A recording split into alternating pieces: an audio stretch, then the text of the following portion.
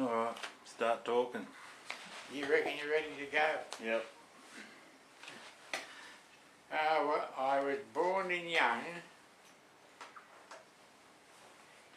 on the 20th of August 1925. And my parents had a little property, cherry orchard in Greenthorpe, not far from Young. And that's where I was living. We brought up there until my dad died in 1932. And my mother had to sell the property and move to Cootamundra. Went to where we started going to school there in Cootamundra. Until I was about 9-year-old when we moved across to Leeton. And that's when my life really started. I started going down to the river fishing and shooting, and but always was a good boy.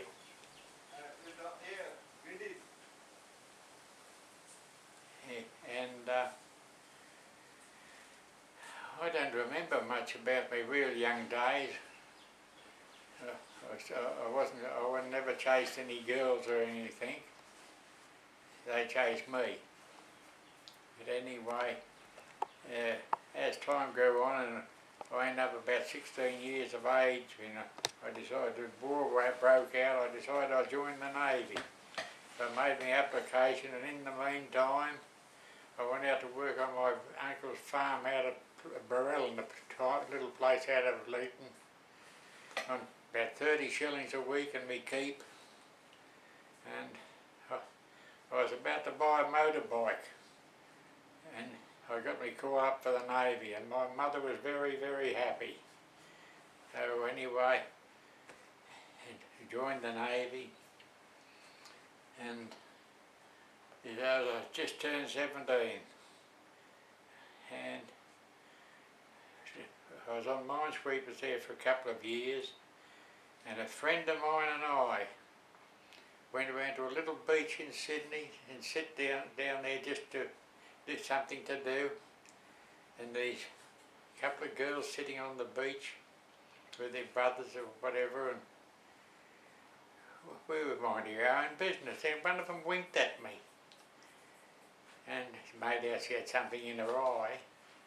As anyway, we went out, they wanted something for the camera. So we decided we'd help them out, so we took them round to the boat. We tied up just round the corner, took a few photos around there, and I asked her, could I take it to the pictures? And we met her and went to the pictures, and the rest is history. And anyway, it's the best thing that ever happened to me. Kept me on the straight and narrow. Yeah. And I think she was happy, but anyways, seven children later, and I moved down to Melbourne, and then we populated half of Melbourne. And I worked up until I was nearly 80 years of age, and well, we've enjoyed every minute, and I'm still going strong.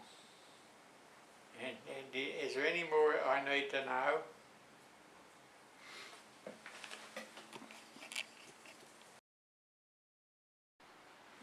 But when we got married in 1946, I got discharged from the Navy, and I got a job as a tram conductor on the old footboard trams in Sydney. And even the matron at the hospital where I was when I had the polio was surprised to see me out on the running board of the tram with a caliper on the side of my leg. And anyway, that part passed, and anyway, I got off the tram and decided to go up to Leeton to live, where we came from. And I got a job in the Leeton cannery as a maintenance carpenter. I hadn't never hit a nail in my life. Anyway, I was there for a while, then I got a job as a foreman on a young chaps building houses in Leeton. That lasted parts of the orchard till he sold up. And then we moved back to Sydney, and wasn't in Sydney very long, and got a job up in Forbes in New South Wales as on a farm as a share farmer, and we were there for about 11 years, and all the ups and downs. It was good, but a bit of hard time. And when the kids were going to school, and 2 or 3 of the children were born there, moved back to Sydney. Back to Sydney for a little while, and I got knocked down with a car in Maryland and ruptured my Achilles tendon. And anyway, I was sitting on the veranda at home in Maryland one day, and a chap came up to me and asked me would I mind coming to work for him. He was Wes Harrison from a poultry farm manufacturing place. And anyway, I was there then. He asked me whether I moved out of Melbourne to take over the work down here, which I did, and that's what caused us to come down to Melbourne. And of course everything's going from one thing to another down here, and that's where we are today, all nicely settled in a nice little home, and thanks to our family. Yeah, that's about all the story I've got. Yeah, that do.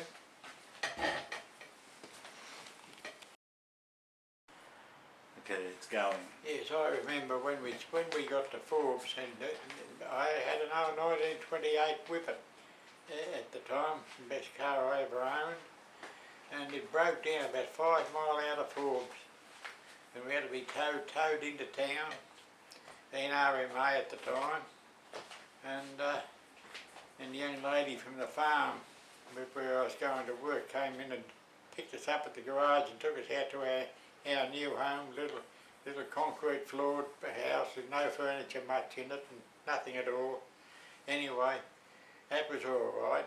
But only there for 12 months or so, and we got a big flood. The Lachlan River flooded, and we had to move up to the haystack and for a couple of days until the flood waters got down, and we got back down to the house, and the 6 inches of water in the house, which on the concrete floor wasn't very nice.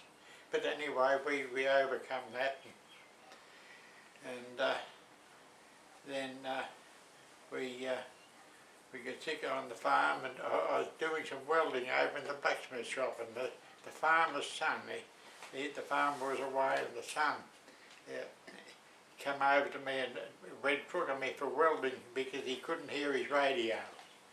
So I told him what to do with the job, and we moved into town. And I'd done some carpentering work and that around the town, whatever. And then the farmer, he sold the property and recommended me to the chap that bought him out as a share farmer, because he used to run about 5,000 head of chooks at the time. So anyway, back out to the farm we moved again, and we were there until we decided to move back to Sydney. Yeah, a few ups and downs on the farm. Yeah.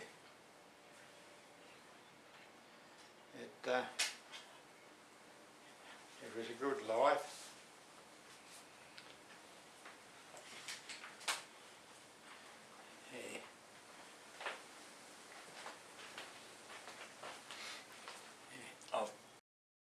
Short time when I was building the chook sheds down here for the firm in Sydney that sent me down here, and we were doing one down there in Bayswater, opposite where Peter got his timber yard now in Heathmont.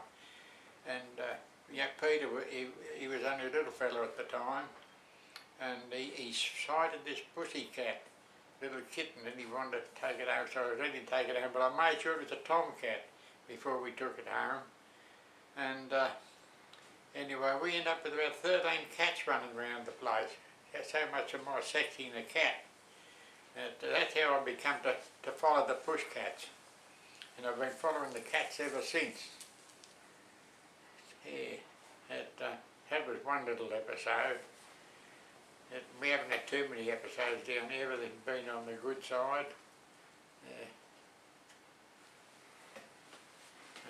Moving from one house to another until we settled here forever. Yes, anyway, it was 1982 and Barry had bought a couple of blocks of land down Phillip Island, and he decided to let us have one of them, so he gave us one of the blocks.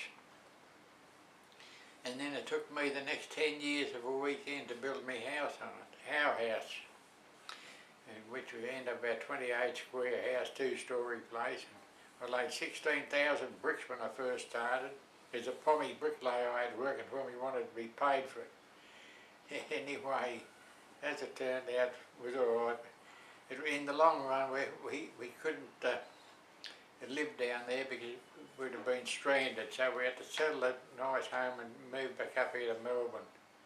We was only go down for a weekend anyway, but it was all right.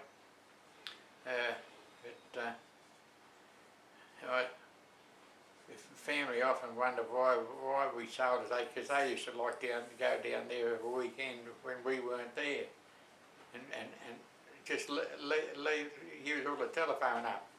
It was something like that. Yeah.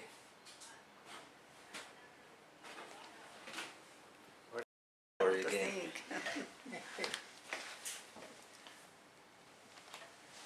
Yes, Barry was born in Sydney at Crown Street Hospital, and he was only 6 weeks old when we moved back to Leeton.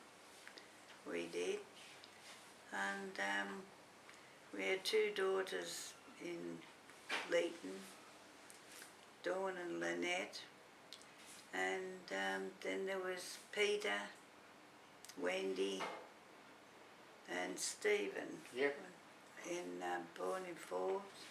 Then Mark was born in Sydney Grand Street where Barry had been born. And I don't know what, just to say they were a wonderful lot of kids.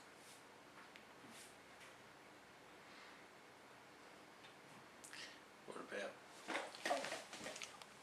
He was born at 12:30 on the Sunday, 11th of January, and he had to wait till the afternoon to come and visit his son. And they were so strict at the hospitals those days, and we came home and we were living with my parents, and as I say, we moved to Leeton when Barry was 6 weeks old, and we stayed there for a few years, and we originally then went to Forbes then from Sydney.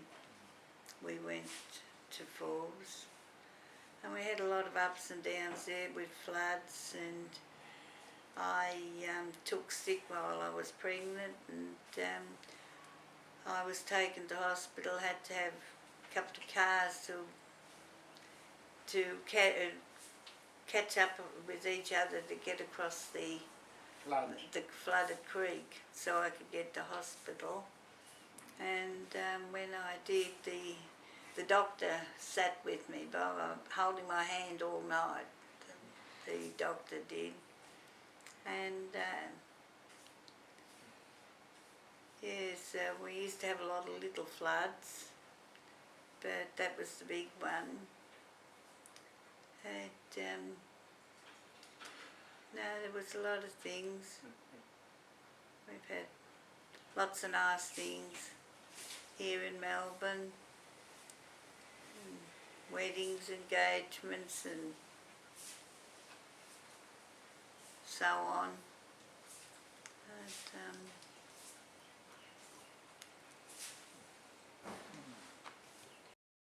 to help out with the babies, I took care of Dawn's girls while she went to work and I took care of them. George used to knock off work early in the afternoon to be able to pick them up because I never drove a car. And our life was more or less around our kids and grandkids, and now we're great-grandparents to, 920 children we are, great-grandparents. And so that's about what my life is rearing babies.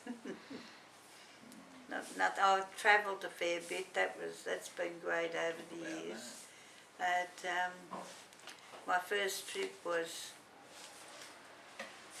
in what was 25 years ago, and Mark couldn't go, so he wanted me to go overseas with Karen, which we did. We were gone a month, and we did a fair bit of travelling in Hong Kong, Manila, and then on to the States, Honolulu, I said Hong Kong, and that set me for travelling then. I was just so wrapped in wanting to travel, and I've done a fair bit since then, which some of them George has been able to share. And I think the family sometimes gets sick of hearing me and my travels, but I think that's what you sort of live for after you've travelled. You've always got something to talk about, think about. And even the kids will come and ask me something about travelling, and had I been to a certain place, which that was good. But we would love to travel again, but it's a bit unable if we had another couple of pairs of legs and that sort of thing, we'd be able to do a lot of things.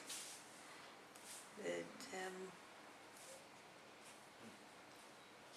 yes, it's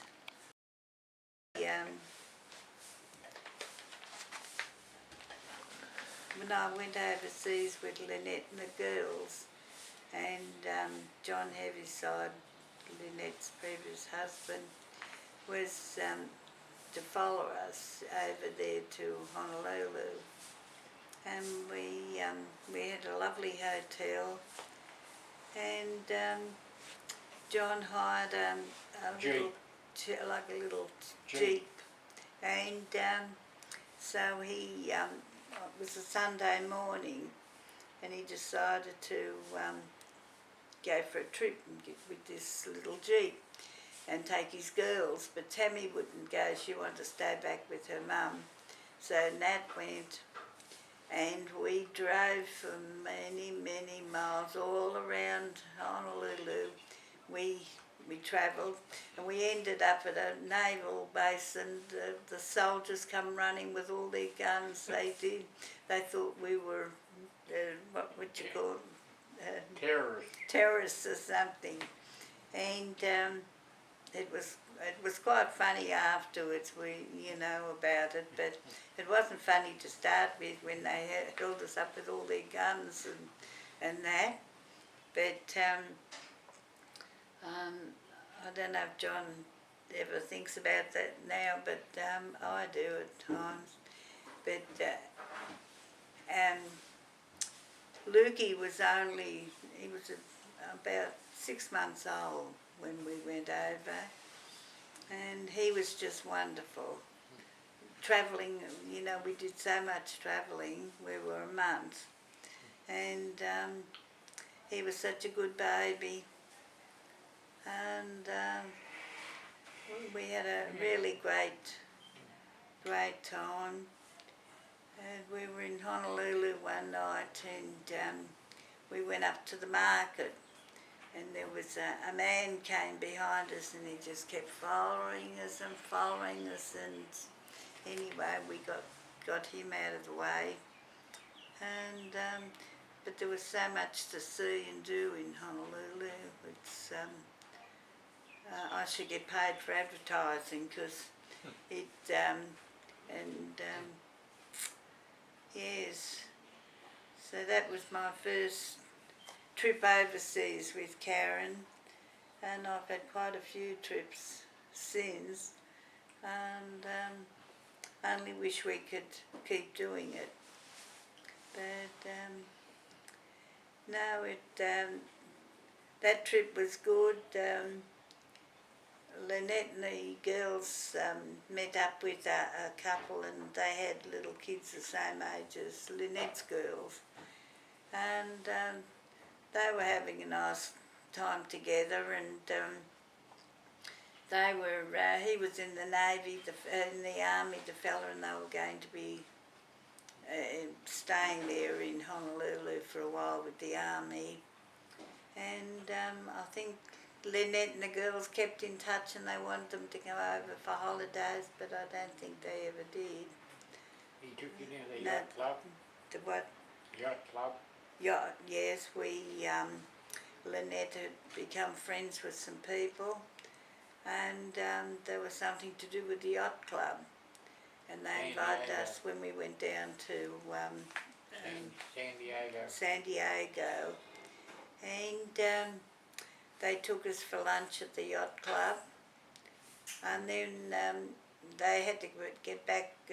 One of the son-in-laws, he was a dentist, and he had to get back to his surgery, and we went to the zoo. We did, and that was great. And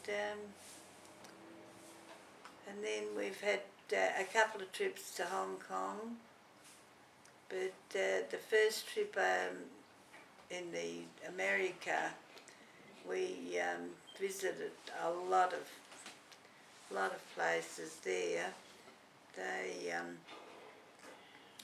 We went on ferry trips, and different things we went on. Hong Kong? The what? China? Yeah, we went up to China when we were in Hong Kong. We travelled up, had a boat, and like a ferry, and a bus then.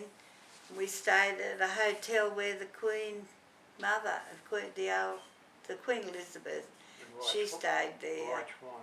The same hotel. And we saw, when we were in Manila, they had sort of a very bad storm, and it was all through the night, and it got up the next morning, and it was perfect, beautiful sunshine and that. But I could talk for months of Sundays about my trips and that, good times. We had the markets, restaurants, and the zoos. Where else did we go? But Colorado. we spent a week in Colorado. Christy was living over there, baby, what they call Nanny. a nanny, she was. And so we planned to visit her for her birthday. Birthday was in October. And she knew we were coming, because she had booked a motel and everything. We had a lovely time that for a week, and even went to a private house where Christy had made friends with this family, husband and wife and children, and I even had Christmas cards not recently so much now, but from these people, that was nice, meeting American people and going to their homes and everything. Up the top of the Rockies?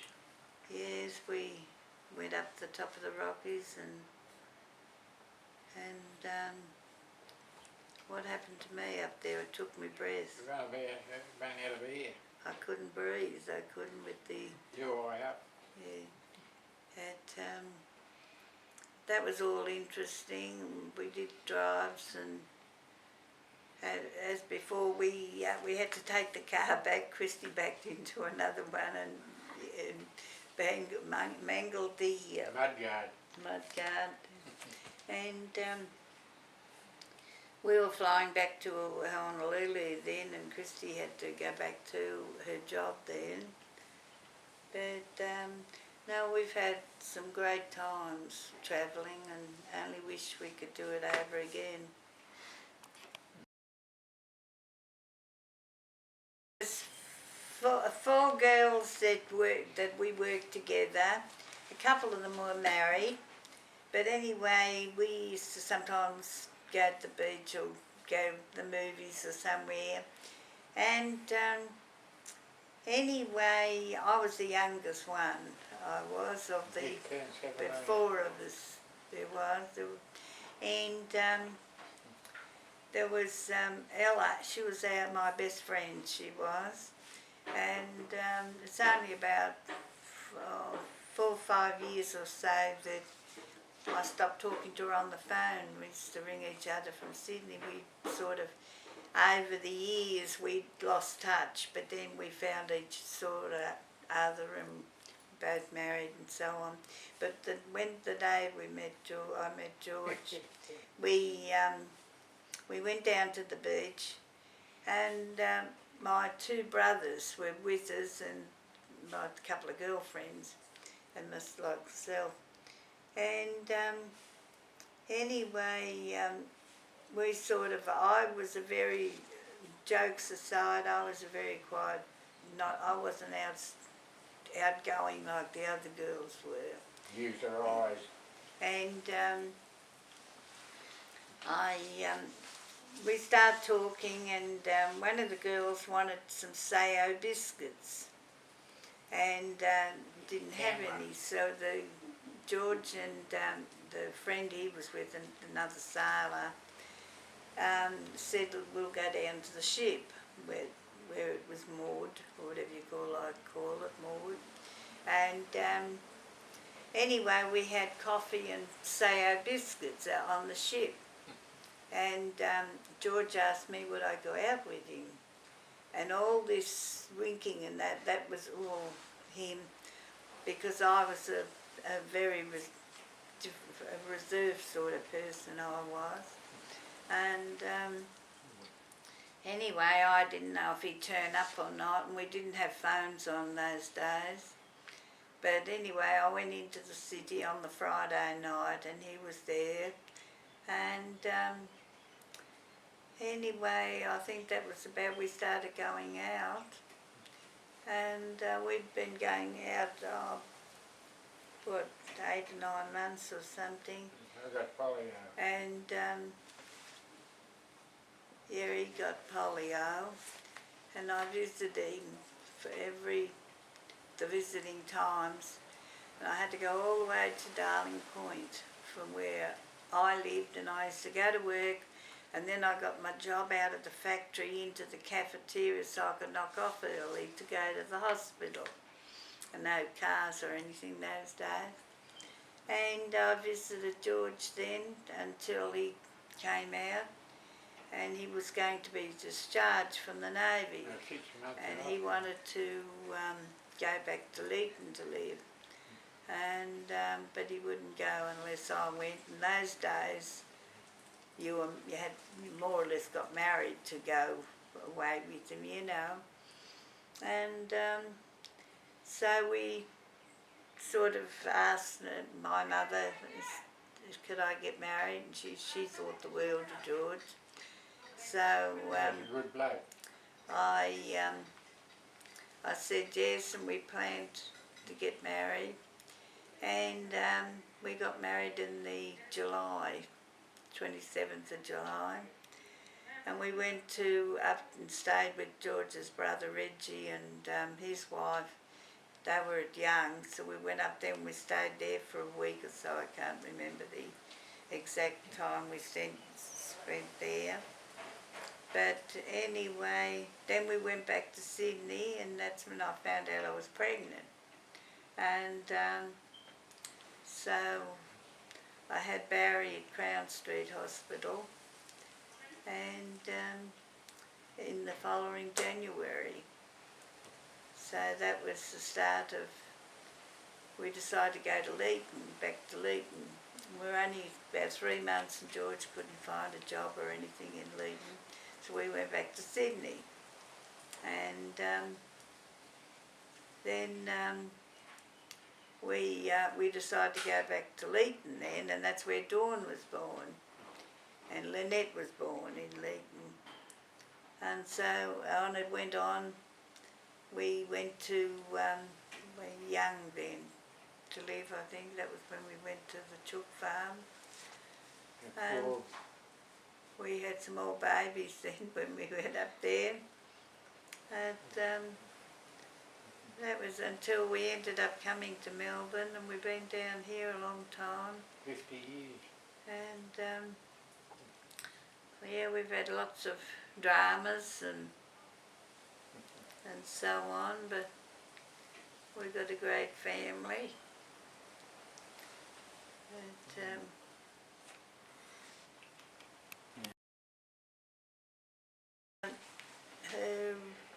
is it working? She was the eldest. Her name was Doris, but she got Shirley. How, I don't know, but she always got Shirley from outside people. But she was a bit of a wild person. She wasn't like Linda and even myself. And anyway, she was going with this, out with this man, and he was one of those good-looking men, and everyone sort of liked him, but he was a crook, you know what I mean? And anyway, she more or less, she was on the back of a motorbike, and they had an accident, and it caused her, she never could bear a child. She couldn't. And anyway, she was 17 when she married Ben, his name was. And he was a real crook, but you couldn't help liking him, you know. And years went by, and he got sent to prison. I can't remember, I think it was for robbery or something, but anyway, she sort of got away from him, she did. And she met another man. And I'll find a photo of him American Fire. and show you one day. That, yeah, she, it was a funny thing because Ben, he was fond of me, and he always used to say that Dorrie was my mother. And for years I used to wonder, you know, was they hiding it? And but anyway, she ended up, she met this American, and he was really nice, decent person, Charles. And anyway, back in America, he had been divorced before he came to Australia. And he got discharged, he did, and they bought a fruit shop, which you don't sort of really see these days, just fruit. And anyway, they went to America where he came from, and he had an ex-wife, and he had 2 children, grown children, a boy and a girl. And so she lived there for years, and we just wished we could have gone to visit her, but we couldn't. Never had money like that. And my mother decided to go, and she took the boat and went over to America and spent some time with them. And I always wished that I could have gone over and seen her. But as time passed, one of the reasons when Karen was booking our first trip over there, she made sure she got, where was it, Florida. Florida. I forget now where she was, in the cemetery. Tampa. And Tampa, we found that we got a taxi, and it was a long drive out from where we were staying at the hotel. And we went to the cemetery, and it was such a well-kept cemetery. It was really great to see that it was kept well, and there was 2 graves alongside each other. There was Charles and my sister. And anyway, the man, I don't know what you call them, but looks after the cemetery and office work and all that. And when he found out who we were and what, all that sort of thing, he drove us back to the hotel, he did. But that was really great that even though I couldn't see my sister, I knew where she was. And yes, and over the years, when her ex-husband, before she went to America, her ex-husband, he always said that I belonged to my sister, that she'd given birth to me. And over the years I often wondered, if they kept that from me. And yes, it was really great to see the grave and their names written on them and that so on, and they were kept in good condition. But the funny thing, he had 2 children, Charles, from his first wife.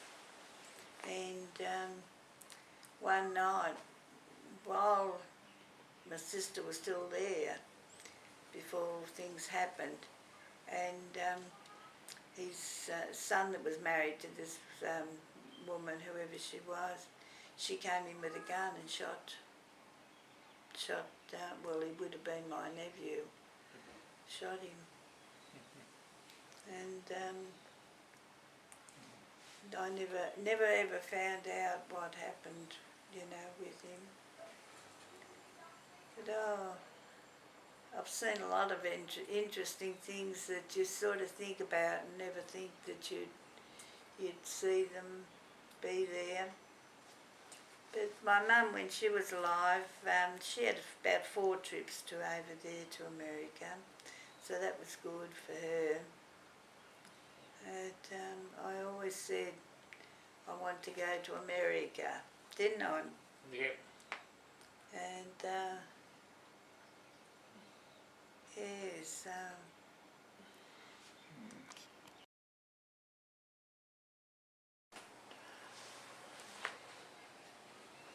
As I always say, there's something, you've always got something to talk about or brag about when you've travelled. I'd love to be able for us just to say, right, we'll book a trip to such and such a place, Yeah, the Rocky Mountain air trip would be good. 10 or 11 years of age when we moved to Leeton, and that night a couple of mates, Ian Pryor was one of them, and Harold Riley, another one. I still often ring them up, which I owe on my phone call now. They live up in Canberra. We used to go down to Bidgie River fishing and shooting, and it was terrific. Go down camp over the weekend, bring back a bag of fish, and Maude wasn't around them days, but Mum, she used to have to do clean all the fish and what have you. If we shot some ducks and that, she'd have to pluck the ducks in the middle of the night. They were the good old days. We never went near hotels or anything like that. All we did was fishing and shooting, and it was terrific.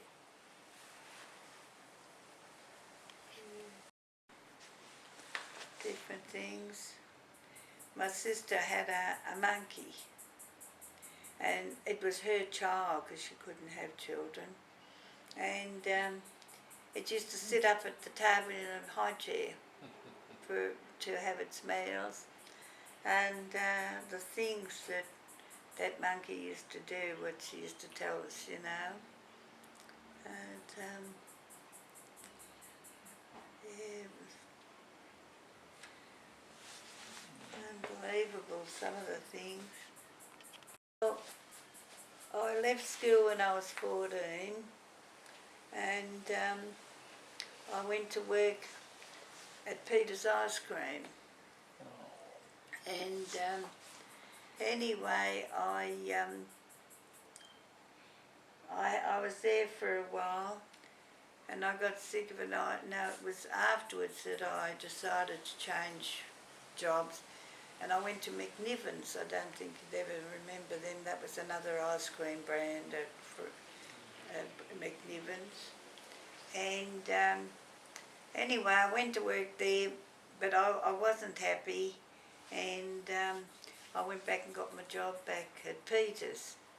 Well, I was at Peter's until I got married, and then after George and I got married, I didn't want to go back to the ice cream, so I got a job at the biscuit place, not Arnott's, it was another one. And I was there for a while, but then I didn't really like that much. So I went to another factory and got a job, and it was Clinton Williams. And they used to make all these different tablets and that. And there was a jockey by the name of Podmore. He was one of Australia's famous jockeys. Anyway, the girls at work, they tried to get me to make a date with this jockey, and no way, I was married, you know, but I always remember. You're learning all this now. Yeah, you know all that. But now I always have a good laugh sometimes when I wonder where that jockey, because he was one of Australia's famous ones, he was. And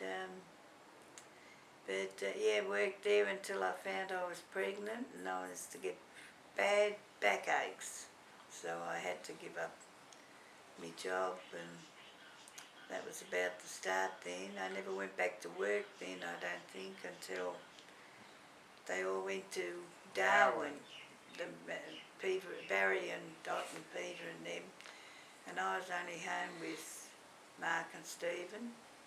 So I got myself a job at Clinton Williams. Streets ice cream. And anyway, I was there, until 3 months. I was there for quite a while. And yes, the girls from over at Heidelberg, not Heidelberg, where was the housing, all the housing places? Ashwood. Most of the girls worked over there because the factory was pretty close. And anyway, I remember the boss man came along one day and he was inspecting a bit, and he turned around and he said to me, he said, you don't belong to this crowd. And I always think, what a compliment I got then. And because they lived in the Housing Commission, and some of them were pretty, you know, rough people there and then, but they were all good, friendly, a lot they were. So I sort of enjoyed being back at work with other people to talk to and that, you know. But, so then I did a little bit of part-time with Wendy when she had the kids. I was her offsider, and when she went out for a day or so, I used to look after I got paid for it, I did, you know, so St John. that was pretty good. And, yeah, so I don't think I've been to work since, only babysitting, that's all. A lot of that. I have done a lot of Ron, yeah. And Wendy, not Wendy, Tracy, when she had her first, and he used to cry, come Nan. Anyway, I went to her, you know, and helped her out. And then when she moved to Queensland, she'd ring me up, please come up and stay. So I'd go up, I did, and stay with her for a while. And then when Mark and Karen were married and they moved to Queensland, I used to go up there, and I used to enjoy that. And yes, it's been a pretty fulfilling job.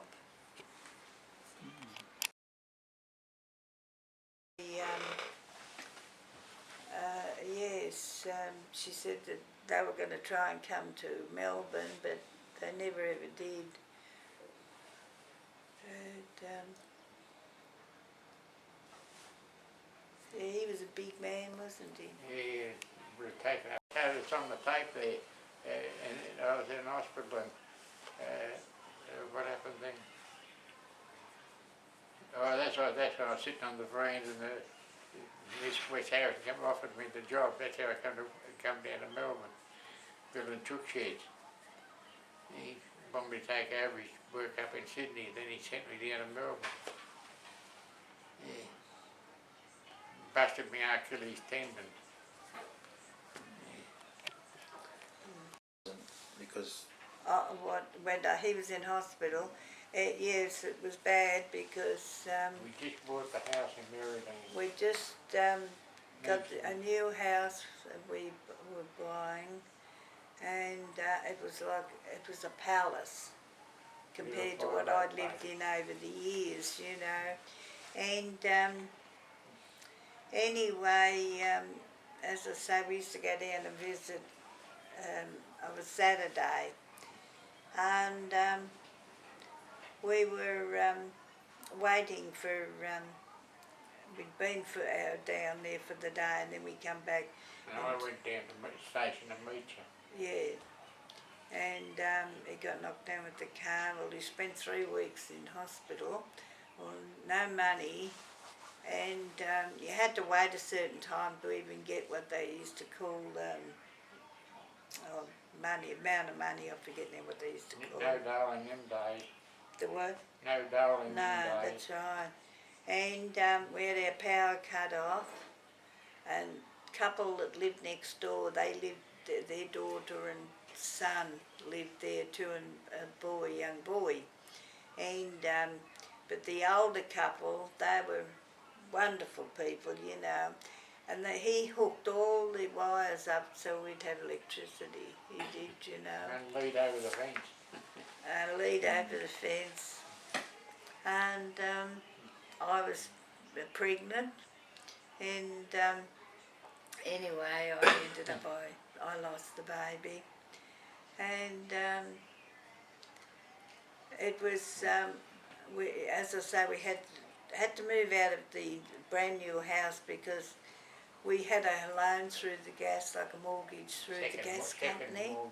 And if it had been today, the war service would have kept us going until he was back on his feet. But there was no war service in those days. You had to wait. I think it was. It was still there, the war service, but you had to wait about, I don't know, if it was 15 months, 18 months before your loan came through. And so you had to find other money to pay your mortgage. Well, we couldn't find it. And all I used to get was my endowment check once a month. And I'm not rubbishing George's family now, but they lived out of Sydney, where a car ride, you know. and they never came near me all the time that George was in hospital, and I had 7 children to care for, and not Gordon, my nephew, he was the one, used to come every weekend, and yeah, so that was a pretty hard time then. And the house we moved into belonged to the chook fella that George was working for, and it was an old house, and there was rats, rats, and you know how I'm scared of mice and rats I am, I'm petrified. And I used to look out the door and the rats would be in the backyard, they would. And but yeah, Wendy, she'd been doing something with needles and things, and sitting on the lounge chair she was. And anyway, Stephen was a little boy, and he come running through the house, he did, and went like that, jumped onto the couch chair where they were sitting, and this needle was, Wendy had been doing some sewing or doing something with the needle, and the needle went through his leg. Anyway, I've still got the half a needle that broke off, and so we had to take him to hospital. So I don't think they kept him.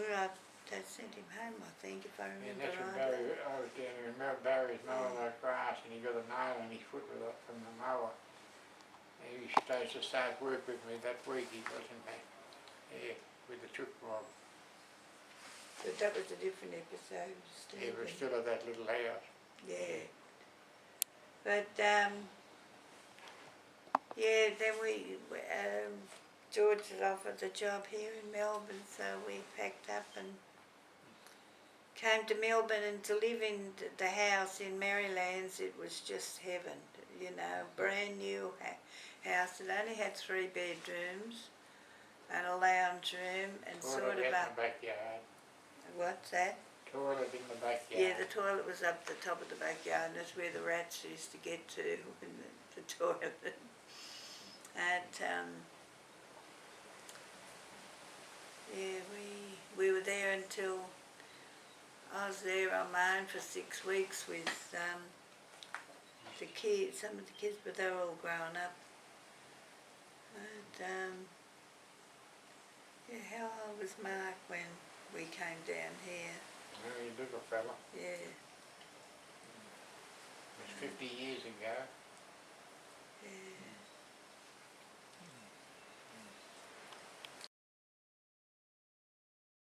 George married me, so It wouldn't work, they because did. they were snobs, a lot of them. Because I chose him and she was Catholic, so I reckon it wouldn't work. No, proved them wrong. Very, very nice at all, but now I'm like her best friend. Yeah, would write her a nasty letter. Yeah, we didn't have phones and then, so I sat down one day and just told her, not nasty, I just told her how they treated me and why and all that, and from that day to this, she, you know, we're friends and sister-in-laws. You Ron met Daphne. Ron met Daphne. Yeah. Oh yeah, she was a snob when she was younger, she was, you know. Yeah. But 92 next week she is. yeah. Last week she was her birthday. No, next week, 23rd. No, that's 23rd, 26th is Roadrunner. Gavin. Gavin's the 26th, yeah, I know Yeah. that. Daphne says 23rd. Next week. Sort of never really took much of an interest in the kids, but she adored Wendy, she did. And even till this day, she calls her a little girl, you know.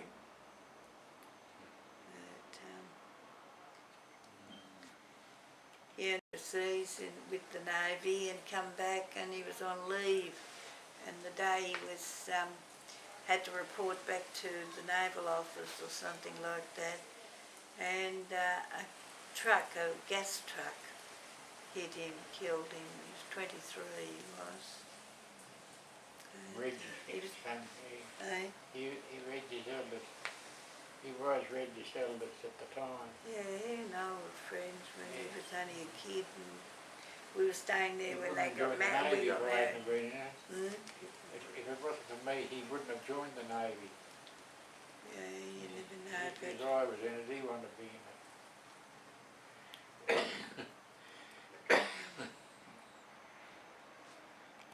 for saying that, which is a It fear. is, she made out she had got something in her eye. Oh, Yeah. We know the truth.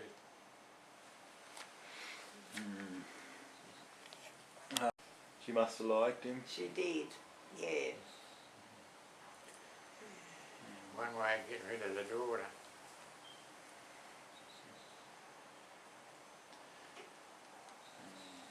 Oh, Well, thanks for that, Ron. I haven't finished yet, No, that's good. I've enjoyed that. but I'll I don't know. I'll save all that, and then I'll work out another time to come. Okay. Maybe on the next 8-day break. The letter of dawn, or somebody might be able to throw some light on the subject to remember episodes. Yeah, maybe even with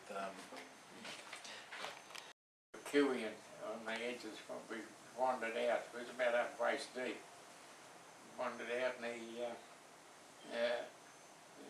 one of the ducks were wrapped around the belt and that, and took them all home, and poor mum had to lean on the ducks